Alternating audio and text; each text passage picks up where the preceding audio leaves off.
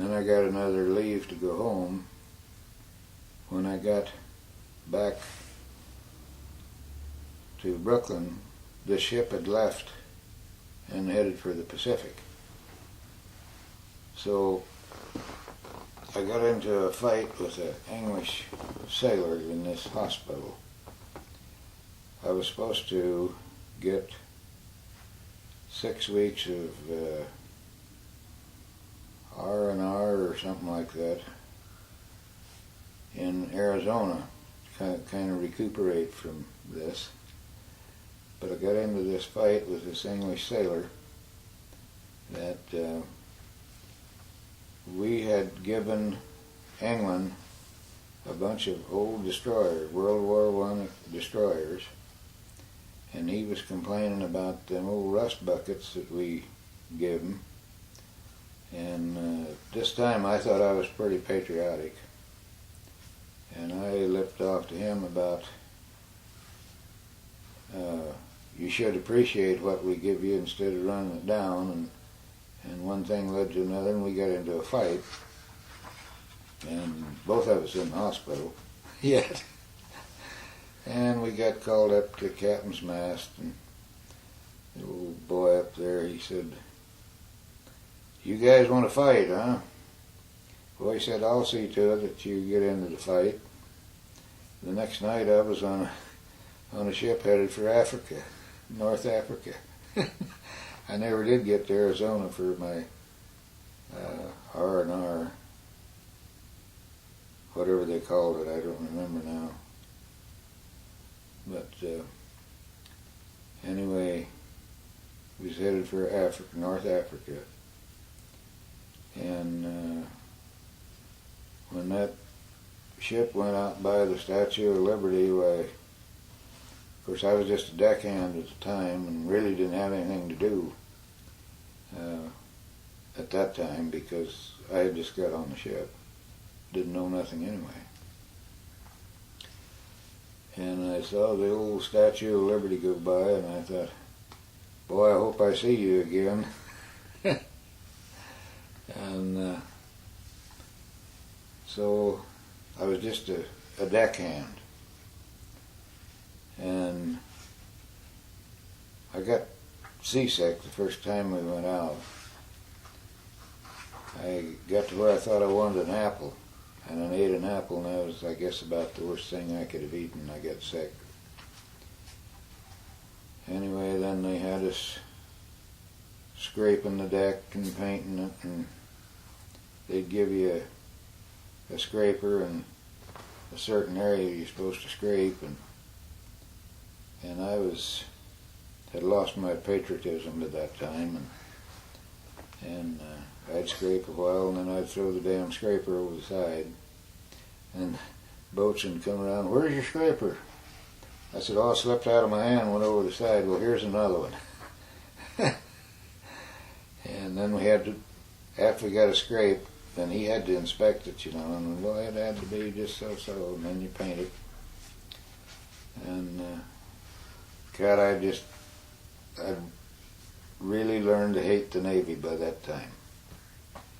And then I got on this detail they call mess cooking. In the Army it was KP. And this was a small ship that I was on. In fact, it was one of the old rusty buckets like we had given to England, only it was one of the better ones. And I got on this mess cooking detail, and what was the name of this ship, or did they have a Tarbell, 142, and the Isherwood that I was on was a 520, and the newer the smaller the number, the older the ship was. So this 142 was a lot older ship than Isherwood, and of course it was a brand new one. And I got on this mess cooking deal, peeling potatoes, and the galley was on the top deck, but the section that I had was down on the middle deck, I guess it was, yeah, up forward. And you had to go down a ladder, carry all this food down there, and you set it on a table and then they passed it around, just, like you would at home. But after we got out a few days, we run out of fresh milk, and they just couldn't carry anything fresh, and bread and stuff like that, So the cook was baking biscuits, and they were about an inch thick and hard as rocks, and then the cooks they'd know how many that each one of us cooks had at the table, and they would put one biscuit on there for each guy at the table.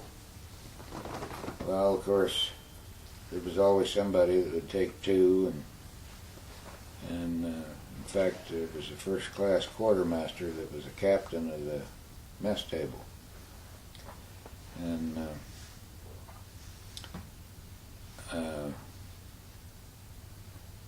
he would always tell me, go back up and get some more biscuits. Said, well, the cook says he's not going to give me any more biscuits. Well, you get back up there and get some more. Tell him I said so. Well, this went on for a few days, and every meal we'd go through that same routine. And one day, I'd had about enough of it, and he told me to go back up there and get some more biscuits, and I said, you go up and tell him yourself, I'm not going to do it. And he stuck his finger right up my nose, and he said, that's an order. And I hauled off and busted him, and we got into a fight. I didn't know it at the time, but hitting the mess captain is just like hitting an officer. I got put on report, and we didn't have a brig on the ship, but I was called what they say, a prisoner at large.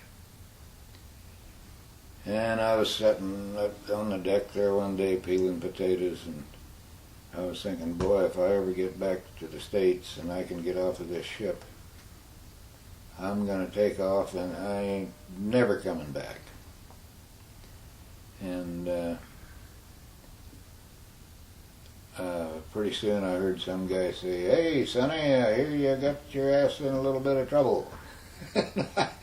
I looked around, and it was chief electrician. And I said, yeah, so what? And he said, don't get on your high horse. He said, I don't like that damn Burns any better than you do. That's the guy I got in a fight with. And he said, if you come down off your high horse, he said, how'd you like to be an electrician? I said, I don't even know how to screw in a light bulb, because we never had any electricity on the farm, He said, that's just fine. He said, at least I can tell you what I want you to do. And he said, a lot of these smart asses we get, they think they're electricians and they want to do things their way. And he said, I know you'll do it the way I tell you. And I said, see, and he said, and I think I can get you out of this mess you're in. I said, if you can get me out of that, I said, hell, I'll agree to do anything. And it wasn't but just a few days later till he got me off mess cooking. I was in the electrician gang, and from then on my Navy life was completely different.